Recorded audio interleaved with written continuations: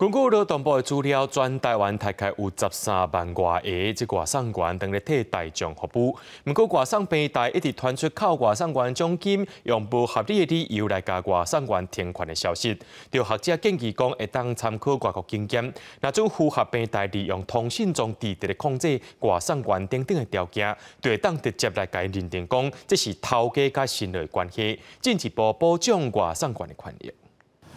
外送平台的外送员四界拢看会到，但是因的权益敢有受到保障？全国外送产业工会指出，虽然劳动部有定外送员劳动权益指导原则，但是这并无强制性。指引里面有定说，平台必须帮外送员投保第三人责任险。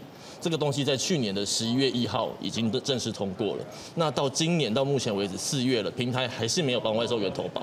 内面完整的保障，要是爱立专法，有学者指出，专法除了要解决上加报酬的问题，上重要的就是外送员甲外送平台之间到底是雇佣关系，也是承揽关系。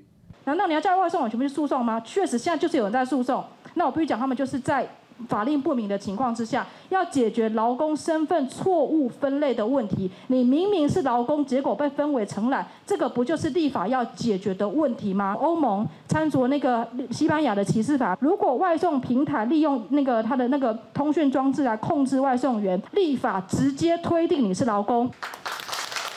谢谢我们的邱副教授。听到外送员就是劳工的见解，在场参与的侪民众甲外送员都拍破啊。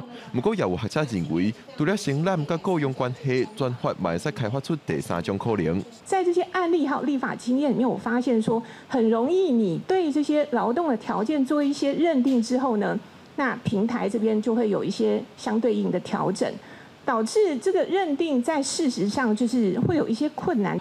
工会表示，虽然很主时工会甲平台之间会开会，但是平台方面派出的代表，常常拢无调整权益的权利，拢是消极的回应。若是一直欠缺专法，平台甲外送员之间的权利关系，拢会一直无对等。记者阮谢桂林台北报道。